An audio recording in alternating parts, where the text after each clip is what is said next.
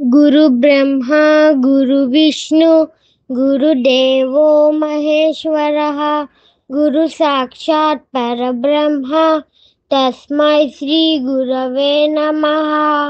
వాళ్ళే పాడావు కన్నయ్య, శభాష్. ఆ పాట వినగానే నాకు మీ తాతగారు రాసిన ఆచార్య దేవోభవ అనే కథ గుర్తుకు వచ్చింది. అది చెప్తాను విను. ఓకే అమ్మ, చెప్పు. అవంతిక రాజ్యానికి పొలిమేరలలో సదానందుల వారి గురుకులం ఉండేది. ఆయన చదువుకోవాలని వచ్చేవారికి ఉచితంగా విద్యాబోధన చేయడమే గాక వారికి కావలసిన భోజనం వసతులను కూడా సమకూర్చేవాడు. ఇందుకు ఆయనకు రాజు ఆనందగుప్తుడు సహాయ సహకారాలు పూర్తిగా లభించేవి. ఆ విధంగా చాలా కాలం గడిచింది. వందల మంది విద్యార్థులు చదువుకొని వారి వారి జీవితాల్లో స్థిరపడ్డారు. సదానందుల వారు గురుకులం బాధ్యతలు ఎవరికైనా అప్పగించి తాను విశ్రాంతి తీసుకోదలిచాడు. అందుకు తగిన సమయం కోసం ఎదురు చూస్తూ ఉన్నాడు. ఆ సమయం రానే వచ్చింది. ఆ ఏడాదే శశాంకుడు, తారంగుడు విద్యాభ్యాసం పూర్తయింది. వారిక ఇళ్లకు వెళ్లి జీవితంలో స్థిరపడదలుచుకున్నారు. ఆ విషయం గమనించి సదానందుడు వారితో, ఈ మధ్య మంత్రిగారు నాతో విద్యావంతుడు ఒకరు కావాలని చెప్పారు. రాజ ఆస్థానంలో మంచి ఉద్యోగం ఉందని చెప్పారు. మీలో ఒకరు ఆ ఉద్యోగానికి వెళ్ళవచ్చు. మరొకరు ఈ గురుకులాన్ని నడిపే బాధ్యతలను స్వీకరించాలి. తప్పదు. నాకు వయసు పైబడింది. నేనిక ఎక్కువ కాలం బాధ్యతలను మోయలేను. ఆలోచించుకొని రేపు ఉదయం ఏ విషయాన్ని చెప్పండి అన్నాడు. ఆ రాత్రంతా శశాంకుడు ఇలా ఆలోచించాడు. బతకలేనివాడు బడిపంతులన్నారు పెద్దలు. ఎంతకాలం ఆ వృత్తి చేసినా గొర్రెతోక బెత్తడే.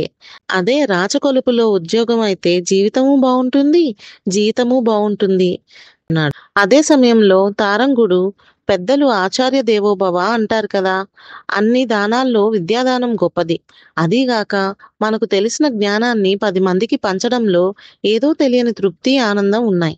పైపెచ్చు పెద్దవారైన గురువు గారి కోరిక తీరినట్లు ఉంటుంది అనుకున్నాడు. వారిద్దరూ ఉదయాన్నే గురువు దగ్గరకు వచ్చి తమ మనసులోని మాటను తెలిపారు. సదానందుల వారు సంతోషించి ఒక లేఖ ఇచ్చి శశాంకుణ్ణి మంత్రి దగ్గరకు పంపాడు. మంచి సమయం చూసి తారంగుడికి గురుకుల నిర్వహణ బాధ్యతలను అప్పగించాడు. ఇలా కొంతకాలం గడిచింది. అవంతిరాజు ముసలివాడయ్యాడు. కుమారుడికి పట్టాభిషేకం చేసి తాను విశ్రాంతి తీసుకోదలిచాడు. మంది మార్బలాన్ని గురుకులానికి పంపి తారాంగుని సగౌరవంగా రాచకొలువుకు రప్పించాడు. తారాంగుడు అభ్యంతరం చెబుతున్నా రాజు వినకుండా సింహాసనం మీద కూర్చోబెట్టి తను కింద కూర్చుంటూ ఇలా అన్నాడు. గురువు గారిని ఆసనం మీద కూర్చోబెట్టి వారి పాదాల చెంత రాజు కూర్చోవడం రాచరిక వ్యవస్థలో అనాదిగా వస్తున్న ఆచారం.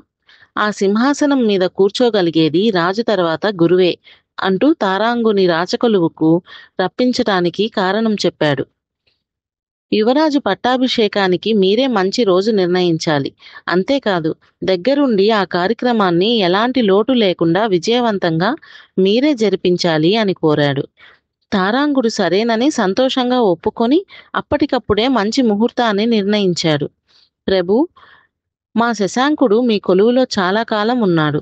కాస్త పిలిపించగలరు, చూడాలని ఉంది అన్నాడు. మిత్రుడికి లభిస్తున్న విశేష గౌరవ మర్యాదలను సభలో దూరం నుండి చూసి ఆనందిస్తున్న శశాంకుడు ముందుకు వచ్చాడు. సింహాసనం మీద నుంచి లేచి వచ్చి తారాంగుడు ఆనందంగా ఆలింగనం చేసుకొని మిత్రుడి యోగక్షేమాలను అడిగాడు. తారాంగుని మిత్ర వాత్సల్యానికి రాజు ఎంతో సంతోషించాడు. శశాంకుడిలో పశ్చాత్తాపం కలిగింది. గురుస్థానం గురించి తక్కువగా అంచనా వేశాను. తల్లి, తండ్రి, తర్వాత పెద్దలు గురువుకే అత్యున్నత స్థానం ఇచ్చారు. తను ఆ రోజు సరిగ్గా ఆలోచించలేదు. ఖచ్చితంగా గురువు స్థానం అద్వితీయమైనది. అందుకే రాజుగారి సింహాసనం మీద కూర్చునే భాగ్యం దక్కింది. అయినా తన మిత్రుడేగా ఆ స్థానంలో ఉన్నాడు. తనకు అంతకంటే మించిన ఆనందం ఏముందే అనుకున్నాడు. తృప్తిపడ్డాడు. రాజుగారి కోరినట్లే యువరాజుకు పట్టాభిషేకానికి దగ్గరుండి విజయవంతం చేశాడు తారాంగుడు. అర్థమైందా కన్నయ్య? అందుకే పెద్దలు తల్లి, తండ్రి తర్వాత గురువుగారికే ఆ స్థానం అన్నారు. ఓ, అర్థమయ్యిందమ్మా. Please like, share, subscribe. Thank you.